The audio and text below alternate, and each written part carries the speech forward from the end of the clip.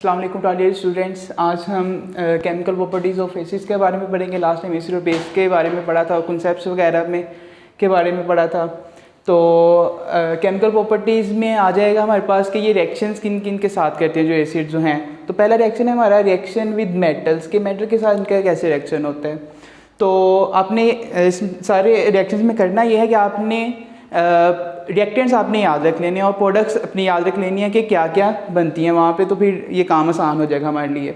अब reaction with metal है तो एसिड का करवा रहे हैं तो एसिड तो लाजमी होगा, और मेटल के साथ करवा रहे हैं तो मेटल भी हो गया आपके पास। तो जब भी याद रखें मेटल के साथ रिएक्शन होगा तो एसिड का जो हाइड्रोजन होगा वो रिप्लेस हो जाएगा उस मेटल के साथ, इसलिए हम इसको डिस्प्लेसमेंट रिएक्शन भी कहते हैं। तो जिंक H2SO4 के साथ रिएक्शन कर रहा है तो हाइड्रोजन रिप्लेस होगा तो जिंक सल्फेट बन जाएगा, और ये जो हाइड्रोजन है ये H2 की फॉर्म में यहाँ से निकल जाएगी। इसको हम ऊपर एरो के साथ इसको शो कर सकते हैं। ये हमारे पास सिंपली रिएक्शन विद मेटल था एसिड का।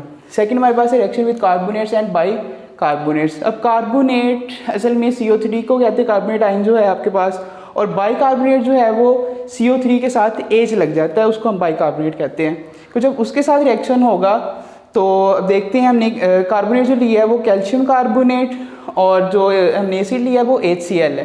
जब ये रिएक्शन होगा तो यहाँ पर जो CO3 है ये आपका कार्बोनेट आयन, ये यहाँ से ऑक्सीजन रिलीज होगी और वो CO2 बना देगा, और यहाँ पर HCl में जो क्लोराइड आयन जो होगा वो Ca के साथ रिएक्शन करके कैल्शियम क्लोराइड बना देगा जो कि साल्ट है, और वहाँ यहाँ पर कार्बन डाइऑक्साइड भी बन गई जिसको हम एरो से शो कर देंगे, वो ऊपर उठ जाएगी। और बाकी ये जो ऑक्सीजन बची है इधर और ये जो हाइड्रोजन है, ये दो हाइड्रोजन ये आपस में मिलके H2O बना देंगे।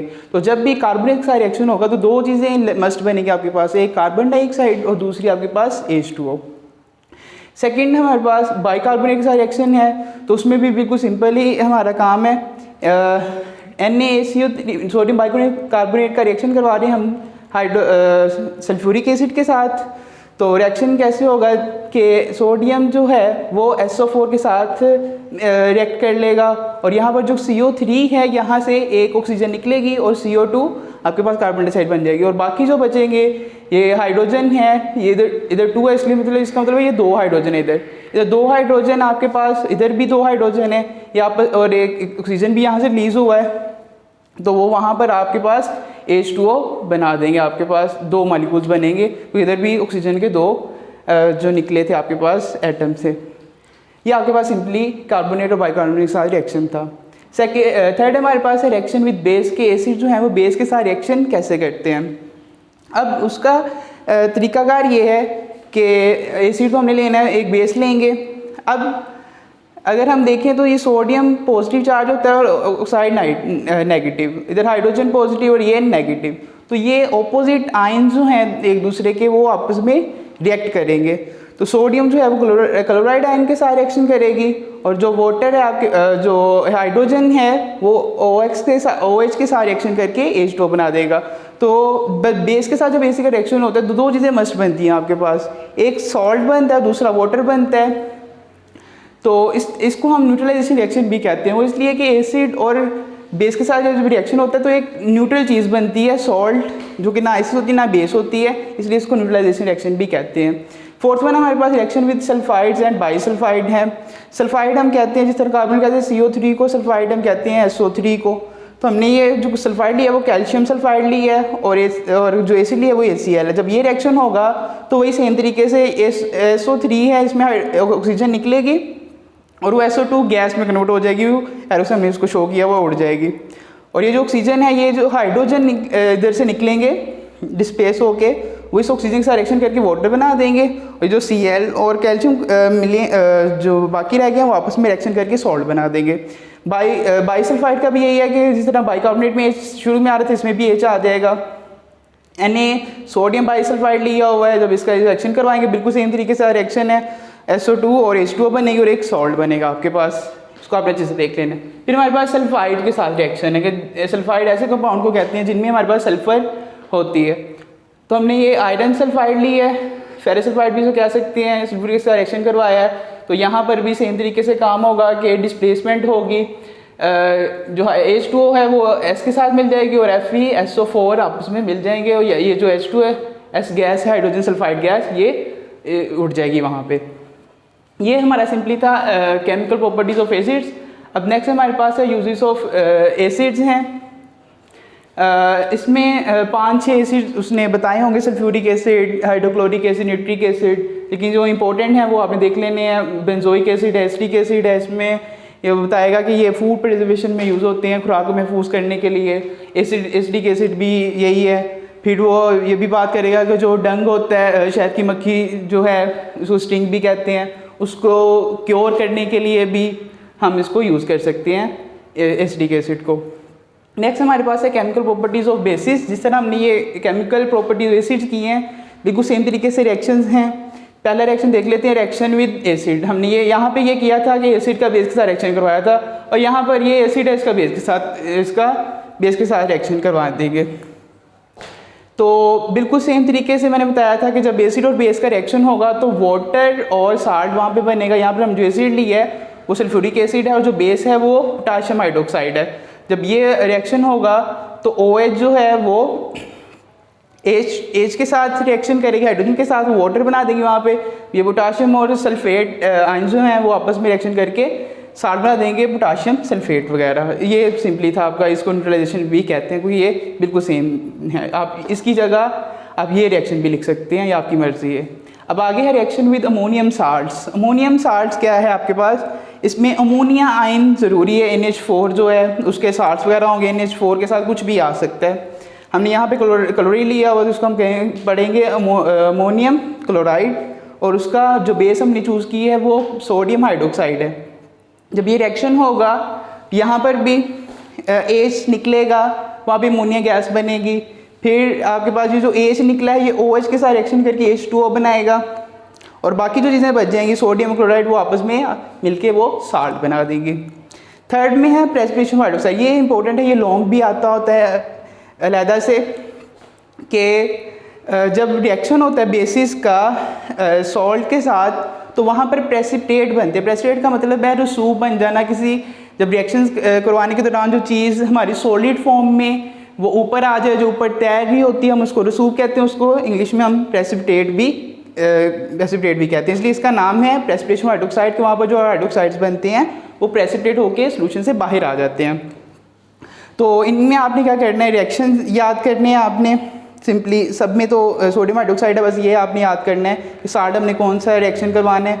फिर जो प्रोडक्ट बनेगी, जो हाइड्रोक्साइड बनेगा, उसका आपने कलर भी याद रखना है। ये MCQs वगैरह में भी के लिए भी इम्पोर्टेंट है। आगे इस तरह एसिड के यूजेस पढ़े थे, हम इसके भी यूजेस पढ़ेंगे यूजेस ऑफ बेसिस में। तो सबसे पहला है सोडियम हाइड्रोक्साइड।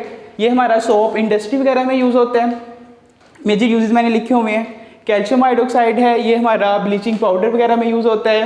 पोटाशियम हाइड्रोक्साइड इसका मेजर यूज़ बैटरीज में है। और मैग्नीशियम हाइड्रोक्साइड जो है ये स्टोमिक एसिडिटी, जो मैदे की तेज़ाबियत होती है, असल में वो एसिड की वजह से है। अब एसिड को अगर ख़त्म करना है तो हमें एक बेस चाहिए होती है, जो हम बेस यूज़ करते हैं वो मैग्नीशियम हाइड्रोक्साइड है, ताकि वो तेज़ाबियत कम हो जाए। नेक्स्ट हमारा टॉपिक है pH स्केल। pH स्केल हमारे पास, ये pH किसी भी सोल्यूशन की फाइंड करने के लिए यूज़ होता है। इसके बारे ये मैंने बनाया हो, इसको भी हम डिस्कस करेंगे।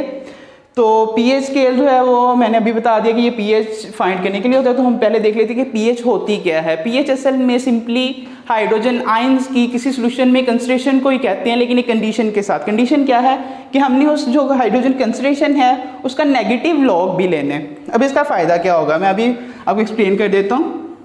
अगर हम एक वाटर की बात करें तो अगर हम स्पेसिफिक कंडीशंस लें, मतलब टेम्परेचर की 25 डिग्री सेंटीग्रेड, तो अगर हम वाटर में देखें तो जो उसकी हाइड्रोजन आयंस की जो कंसंट्रेशन होती है वो 10⁻⁻7 होती है, हाइड्रोजन आयन कंसंट्रेशन। अगर हम इसका नेगेटिव लॉग ले लें इस तरह से, तो अब क्या होगा, अब होगा ये कि यहाँ पे रूल लगेगा कि रूल ये है कि अगर कोई पावर हो लॉग में तो वो शुरू में आ जाती है। तो इस -7 जो है ये शुरू स्टार्ट पे आ जाएगा आपके, log 10 बचेगा, और log 10 जो है अकॉर्डिंग टू रूल, लॉग के जो रूल हैं वो 1 के इक्वल होता है। तो ये माइनस ये +7 का हो गया, ये 1 = 7 आ गया आपके पास। ये असल में हमने ये जो 7 वैल्यू है ये वाटर की pH निकाली है। अब इसका फ़ायदा क्या हुआ, पहले 10⁻⁻7 था, लेकिन अब ये हमें एक डिजिट मिल रहा है 7, तो ये हमारे लिए ज़्यादा हेल्पफुल है बजाय इसके। तो pH असल में कुछ भी नहीं है, ये हाइड्रोजन आयंस की कंसंट्रेशन ही है, लेकिन नेगेटिव लॉग के साथ वो इसलिए ताकि हम इसको अच्छी हमें एक वैल्यू मिले जो कि हम आगे भी यूज़ कर सकें। तो आपने याद रखना है कि जो pH है वाटर की वो 7 होती है। अब कोई भी आपने अगर स्केल बनाना है तो हमें स्केल की एक स्टैंडर्ड की ज़रूरत होती है। अब pH के लिए जो हमने स्टैंडर्ड जो साइंटिस्ट ने रिकमेंड किया है, जो हमने चूज़ किया है, वो आपके पास वो वाटर है और वाटर की pH 7 है और ये न्यूट्रल है आपके पास। हम इससे कंपेयर करेंगे कि दूसरी जो सॉल्यूशंस हैं उनकी pH कितनी है, क्योंकि हमने इसको स्टैंडर्ड सेट कर लिया है। अब ज़रा इसको ज़रा हम करें तो हमारे पास टोटल जो वैल्यूज़ हैं pH की वो 0 to 14 हैं, और इसमें जो 7 है, अगर वो किसी सॉल्यूशन की 7 है तो वो न्यूट्रल आपके पास कहलाएगी, और अगर ये 7 से अगर कम होंगी तो वो आपके पास, अगर हम इधर देखें तो अगर पावर में ये चीज़ जितनी ज़्यादा होगी आपके पास आंसर, वो उसकी हाइड्रोजन आयंस कंसंट्रेशन तो उतनी कम होगी, लेकिन हमारा जो आंसर है वो ज़्यादा 7 आ रहा है, हमारे पास ज़्यादा आएगा। इसका कहने का मतलब ये है कि जितनी वैल्यूज़, क्योंकि हम लोग को यूज़ कर रहे हैं, तो जितनी वैल्यू pH की कम होगी वो उतना ज़्यादा एसिडिक होगा, क्यों? क्योंकि उसमें हाइड्रोजन आयंस कंसंट्रेशन उतनी ज़्यादा होगी। और अगर आपके पास किसी सॉल्यूशन की pH आपके पास ज़्यादा है तो वो कम एसिडिक होगा। तो अगर हम 7 से इधर की तरफ आएँ तो एसिडिटी इंक्रीज़ होती है। जो 1 वाला है वो ज़्यादा एसिडिक है 2 से, 2 ज़्यादा एसिडिक है 3 से, 3 ज़्यादा एसिडिक है 4 से, क्योंकि हमने नेगेटिव लॉग ये सेट किया हुआ। नेगेटिव में जितनी वैल्यू ज़्यादा होती है वो उतनी कम होती है। फिर बेसिक में भी यही रूल है POH का। POH भी यही है कि OH की कंसंट्रेशंस कितनी है, तो वो भी आपने इधर से देख लेना है कि उसका उलट हम इधर से लेंगे। अब इसके ज़रा यूजेस देख लेते हैं कि pH यूजेस क्या क्या हैं इसके। सबसे पहला यूज़ तो यही है कि ये किसी भी सॉल्यूशन की एसिडिक और बेसिक नेचर को फाइंड करने के लिए यूज़ होता है। हम पता लगा सकते हैं pH देख के कि कोई चीज़ कितनी एसिडिक है और कितनी बेसिक है, क्योंकि हमारे पास वैल्यूज़ हैं। फिर अगर हम कोई सॉल्यूशन चाहिए रिक्वायर्ड, क्योंकि साइंटिस्ट को तो ज़रूरत होती रहती है सॉल्यूशंस की, और एक ख़ास अगर pH का सॉल्यूशन अगर आपको चाहिए हाइड्रोजन आयन कंसंट्रेशन वाला, तो पर्टिकुलर सॉल्यूशन उसके लिए भी हम इसको यूज़ कर सकते हैं pH को। फिर हमारे पास और इसका यूज़ है मेडिसिन में, क्योंकि कुछ मेडिसिन भी आपके पास होती हैं जो कि आपको रिक्वायर्ड pH की चाहिए होती हैं, उसको भी हम बनाने के लिए हम pH का यूज़ करते हैं। फिर हमारे पास इंडिकेटर्स हैं। इंडिकेटर्स आपके पास ये ऑर्गेनिक कंपाउंड्स हैं, ये ऐसे ऑर्गेनिक कंपाउंड्स हैं जो कि हमें pH फाइंड करने के लिए यूज़ करते हैं। अब क्योंकि और किसकी बेस पे करते हैं, इसकी बेस पे करते हैं कि उनके एसिडिक और बेसिक मीडियम में डिफरेंट कलर शो करते हैं। जिस तरह आपकी बुक में लिखा होगा 3 किस्म के उसने दिए हुए हैं इंडिकेटर्स, एक मिथाइल ऑरेंज है, एक लिटमस पेपर है, एक फिनाइलफेथिलीन है। आपने इसमें करना ये है कि आपने उस pH की वैल्यू याद रखनी है जिस पर वो कलर चेंज करता है। जिस तरह मिथाइल ऑरेंज को उसने लिखा होगा कि वो 4 पर अपना कलर चेंज करता है। अगर 4 से लेस देन है तो वो रेड कलर शो करता है, इसका मतलब रेड कलर शो करेगा मिथाइल ऑरेंज, तो वो एसिड होगा जिसमें उसको रखा है आपने। फिर अगर 4 से अगर ज़्यादा होता है तो वो येलो कलर शो कर देता है, तो फिर हमें पता चल जाएगा ये जो मीडियम है जिसमें हमने इसको रखा हुआ है मिथाइल ऑरेंज को, तो वो बेसिक मीडियम है। तो असल में इंडिकेटर इस तरह पे काम करते हैं कि वो डिफरेंट कलर्स उनकी बिना पर हम पता लगा लेते हैं कि वो सॉल्यूशन जो है वो आया वो एसिडिक है या बेसिक है। फिर आपके पास है कुछ और भी मेथड है measuring of solution pH find करने के। एक हमारे पास है यूनिवर्सल इंडिकेटर, दूसरा है pH मीटर। इसको भी देख लेते हैं। यूनिवर्सल इंडिकेटर हमारे पास हम इस मेथड में हम एक पेपर यूज़ करते हैं जिसको यूनिवर्सल पेपर कहते हैं, pH पेपर भी कह सकते हैं। हम उसको सॉल्यूशन में डिप करते हैं। सॉल्यूशन में डिप करने के बाद वो एक ख़ास कलर शो करता है। अब उस ख़ास कलर को आपने एक स्ट्रिप होती है जिस पे 14 कलर्स होते हैं, ये मैंने आपको एक ड्रॉ किया हुआ है। हम जो स्ट्रिप जो आपके पास वो जो डिप किया था उसका एक कलर आया था, आपने उसको मैच करना है। जिस कलर से वो मैच कर गया तो वो आपके वो pH कहलाएगी। फर्ज करें कि अगर इसका 4 पे आपके पास वो रेड था और 4 का भी रेड था, तो आप आपने मैच किया तो आपको 4 ही मिला, तो इसका मतलब है उस जो सॉल्यूशन है उसकी pH आपके पास वो 4 होगी, इस तरह से 5 अगर ब्लू है या लाइट रेड है तो आप इस तरह से वो फाइंड कर सकते हैं।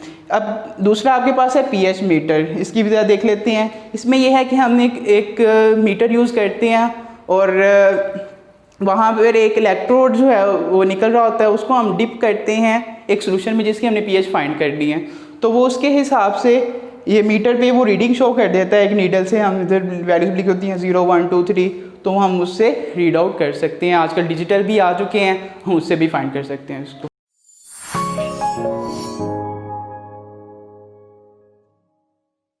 प्लीज़ हमारी वीडियोस को ज़्यादा से ज़्यादा लाइक करें, चैनल को सब्सक्राइब करें और लेटेस्ट अपडेट्स के लिए बेल आइकन को दबाना मत भूलें।